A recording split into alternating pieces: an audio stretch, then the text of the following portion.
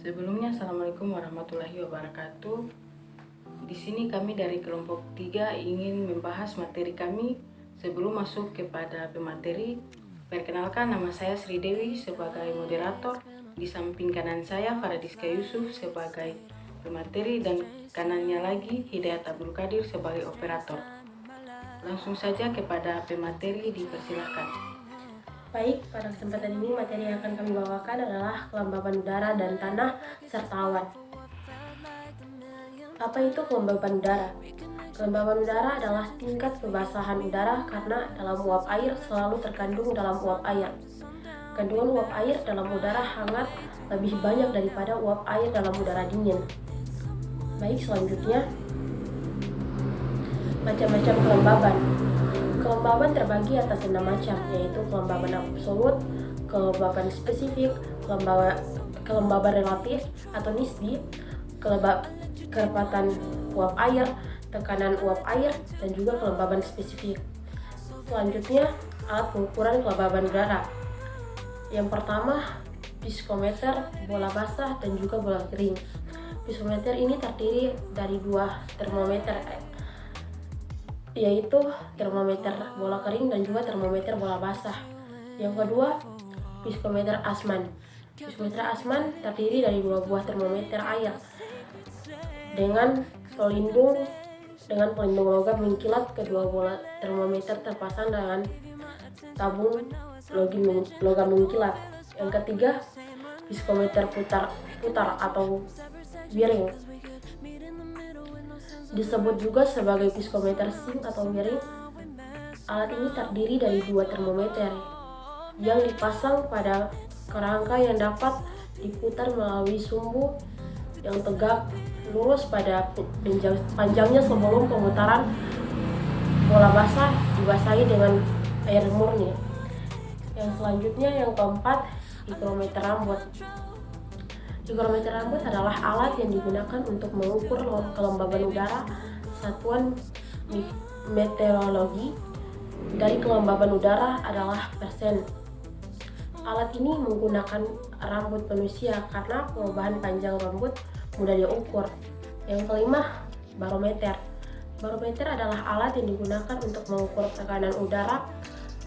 Satuan barometer dari tekanan udara adalah bar atau milibar, cmhg, dan atm. Barometer ada 2 jenis, yaitu barometer raksa dan juga barometer aneroid, tetapi penggunaan mereka tetap sama, yaitu mengukur tekanan udara. Baik, selanjutnya alat pengukur kelembaban tanah. Yang pertama, Arduino Uno adalah board berbasis microcontroller pada ATmega 328 yang memiliki 14 pin digit input atau output, di mana 6 pin dapat digunakan sebagai output PWM, 6 input analog, 16 MHz osilator kristal, sebuah koneksi USB, sebuah konektor sumber tenagaan, sebuah header ICPS, dan sebuah tombol reset.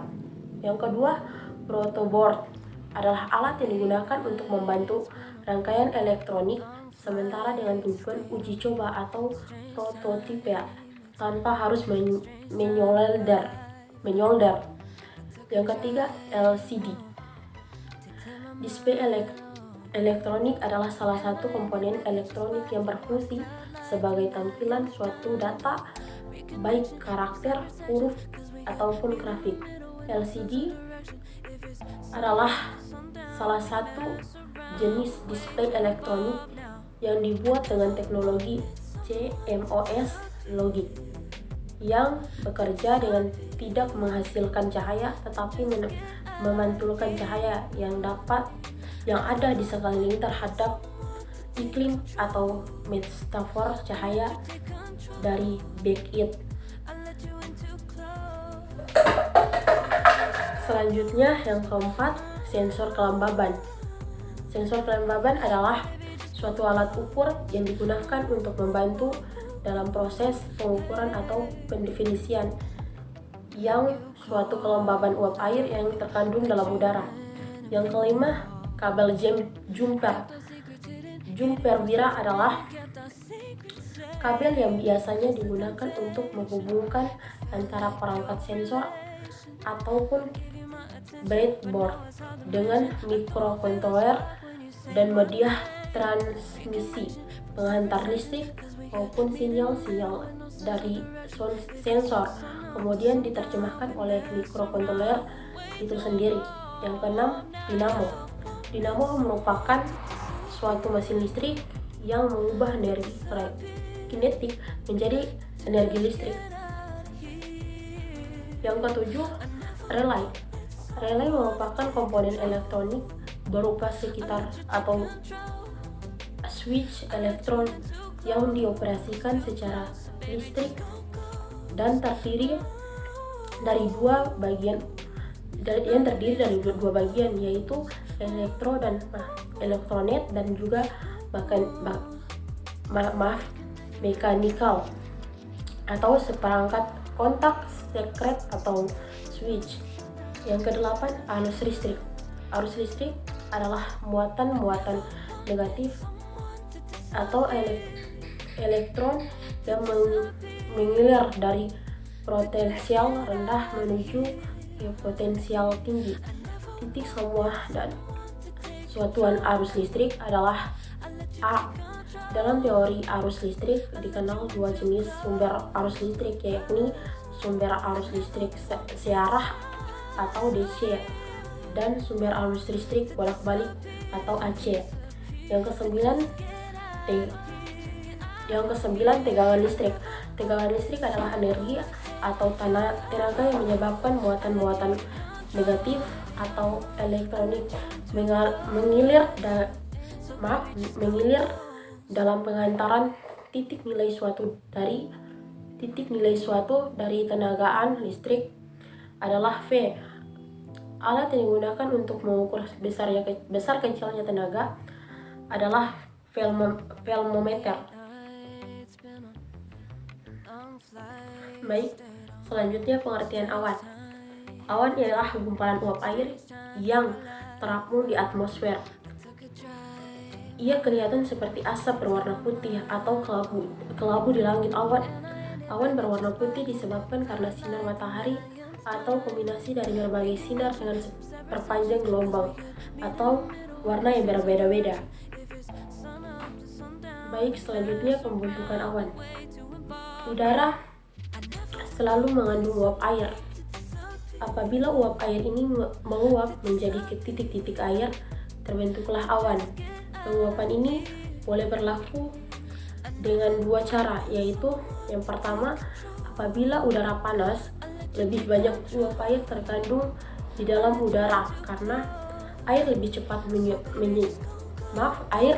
menyerap.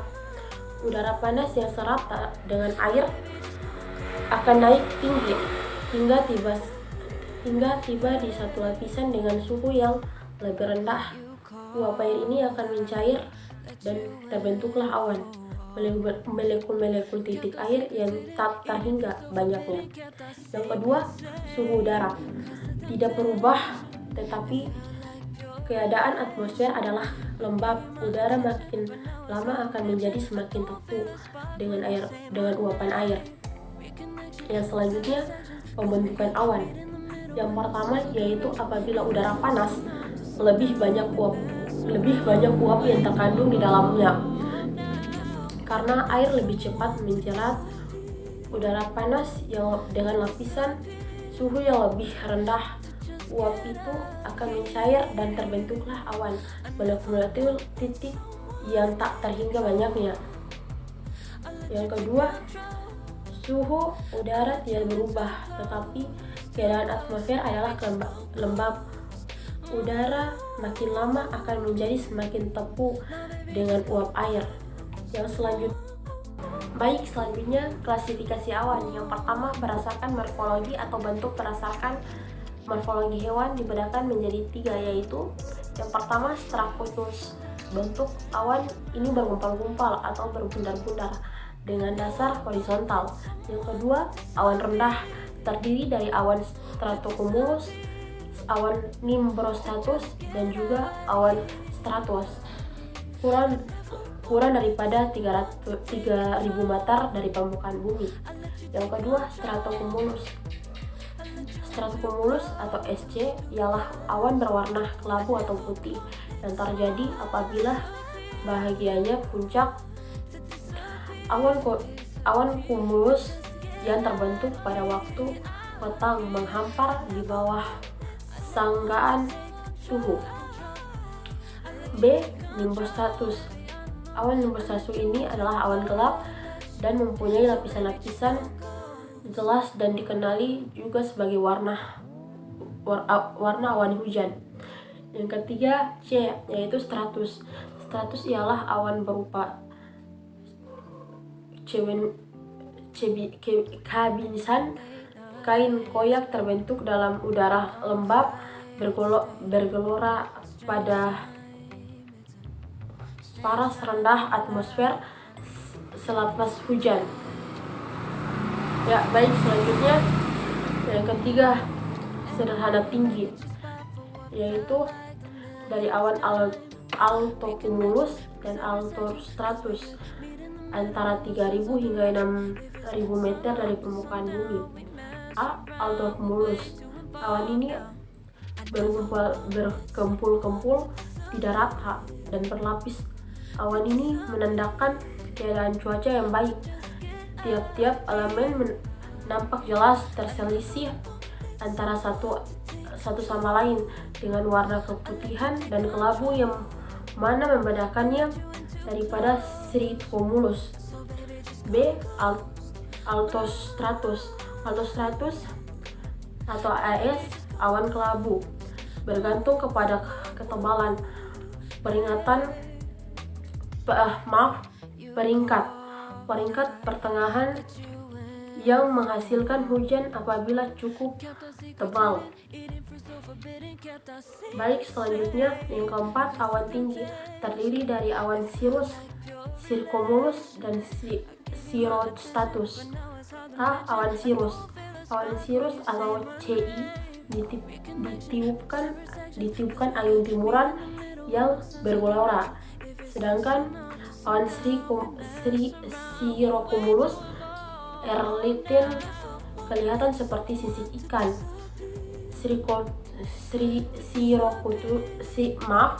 Cirrostratus. Awan cirrostratus ialah awan putih yang tipis. Yang kelima, awan tinggi ke atas terdiri dari awan cumulus dan awan cumulobus. Cumulobus letaknya kira-kira 6.000 hingga 9.000 meter dari muka bumi. Baiklah, mungkin itu saja materi yang dapat kami sampaikan. Apabila ada kesalahan atau kekeliruan dalam penyampaian materi, kami mohon maaf karena manusia tidak luput dari kesalahan. Wassalamualaikum warahmatullahi wabarakatuh.